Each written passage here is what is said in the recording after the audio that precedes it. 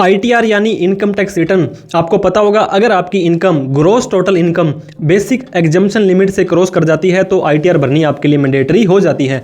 क्या है ये लिमिट? अगर आपकी एज 60 साल तक है तो 2.5 लाख रुपए, 60 से 80 साल जो कि सीनियर सिटीजन होता है 3 लाख रुपए, और 80 साल से ज़्यादा अगर आपकी एज है जो कि सुपर सीनियर सिटीजन होते हैं उनके लिए लिमिट 5 लाख रुपए है। किसी भी तरह की छूट लेने से पहले ओल्ड टैक्स स्लैब में अगर आपकी इनकम 2.5 लाख, 3 लाख या 5 लाख से ऊपर चली जाती है तो इनकम टैक्स रिटर्न भरना आपके लिए मैंडेटरी हो जाता है। अगर आप न्यू टैक्स स्लैब में जाना चाहते हैं तो 3 लाख रुपए की ये जो लिमिट है तीनों ही एज ग्रुप के लिए, सीनियर सिटीजन, नॉर्मल और सुपर सीनियर सिटीजन के लिए 3 लाख रुपए है। इससे ज्यादा आपकी इनकम चली जाती है तो आपको इनकम टैक्स की रिटर्न भरनी पड़ेगी। लेकिन दोस्तों अगर आपकी इनकम टैक्स की रिटर्न भरनी है तो आपको पता होगा आईटीआर 1, 2, 3, 4, 5, 6, 7 होता है।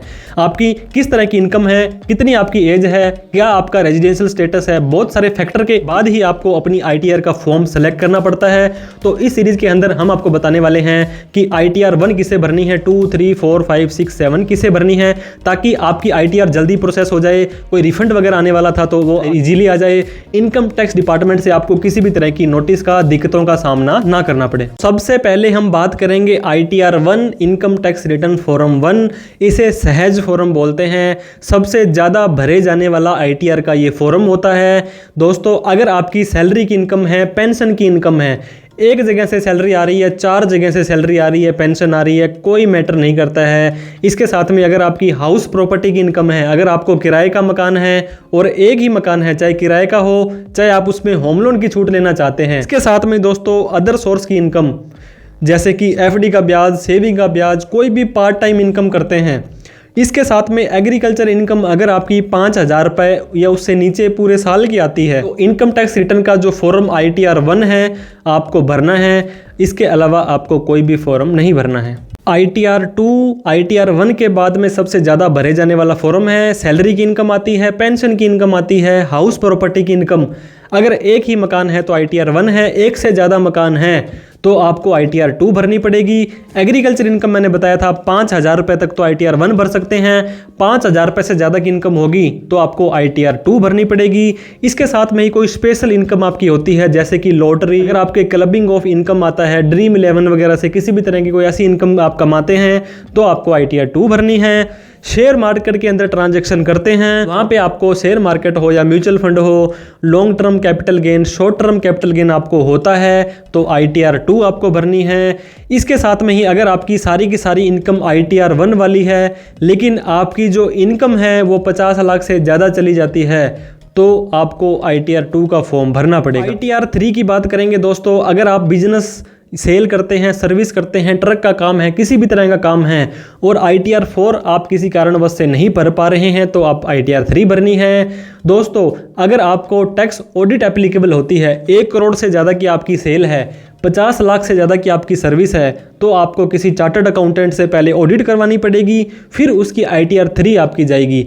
इसके अलावा सैलरी की इनकम, बिजनेस की इनकम, हाउस प्रॉपर्टी की income, clubbing of income, speculative income, special income, किसी भी तरह की इनकम हो दोस्तों तो आईटीआर 3 का फॉर्म ऑलराउंडर फॉर्म है, ये आपको भर देना है बिना सोचे समझे। अगर आप शेयर मार्केट के अंदर ट्रांजेक्शन करते हैं, फ्यूचर एंड ऑप्शन के अंदर, इंट्राडे के अंदर, तो आपको पता होगा आपको या तो आपको ऑडिट करवानी पड़ती है 10 करोड़ से ज़्यादा की टर्नओवर होने पर, अदरवाइज आपको अपना प्रॉफिट दिखाने के लिए आईटीआर 3 का फॉर्म भरना पड़ेगा। आईटीआर 3 का फॉर्म एक ऑलराउंडर फॉर्म के तौर पर काम करता है। अब हम बात करेंगे आईटीआर 4 की। इसे भी सुगम फॉर्म बोलते हैं। अगर आपकी बिजनेस की इनकम है, कोई सेल परचेज करते हैं तो सेक्शन 44AD बोलता है आप अपनी सेल का 8% या आप ऑनलाइन सेल करते हैं तो सेल का 6% प्रॉफिट दिखा दीजिए और बुक्स ऑफ अकाउंट आपको मेंटेन करने की जरूरत नहीं है। फॉर एग्जांपल अगर आपकी 50 लाख रुपए की सेल है और आपने सारी कैश के अंदर सेल की है तो 50 लाख रुपए का 8% जो होता है 4 लाख रुपए आपको नेट प्रॉफिट दिखाना है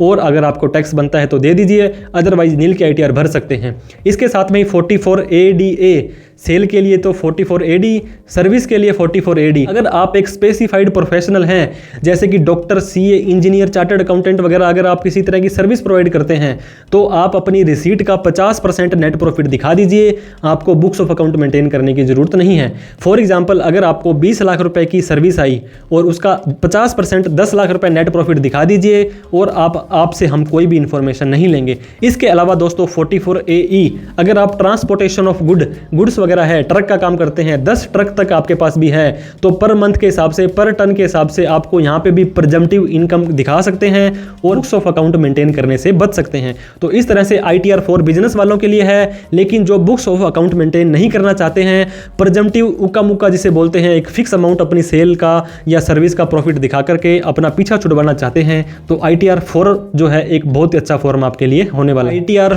5 का फॉर्म बहुत कम भरे जाने वाला फॉर्म है। अगर आप एक AOP है, एसोसिएशन ऑफ पर्सन, अगर आप एक BOI हैं, बॉडी ऑफ इंडिविजुअल, अगर आप एक आर्टिफिशियल जुडिडिक्शन पर्सन हैं, अगर आप कोई एक पर्सनल ट्रस्ट हैं, इनकम टैक्स के धारा 80G के अंदर रजिस्टर्ड नहीं है, तो किसी भी तरह की आपकी जो फर्म होगी, अगर आप एक पार्टनरशिप फर्म है, अगर आप एक LLP है, तब भी आपको ITR 5 का फॉर्म भरना है। यहाँ पर टैक्स के रेट थोड़े से अलग होते हैं। अगर आपके ऊपर ITR 5 एप्लीकेबल होती है तो या तो टैक्स ऑडिट के बाद भरें, या नॉर्मल ऑडिट के बाद भरें, या सिंपल भी आप ITR 5 भर सकते हैं। ITR 6 आपको पता होगा स्टार्टअप का ज़माना है, आपको पता होगा बहुत सारे लोग अपनी कंपनीज बना लेते हैं। ये कंपनीज कई तरह की बनती हैं, public limited companies, private limited companies और OPC 1 पर्सन कंपनी। अगर आपने अपने आप को एज ए कंपनी रजिस्टर करवा रखा है तो आपको पता होगा ITR 6 का फॉर्म आपके लिए भरना पड़ेगा।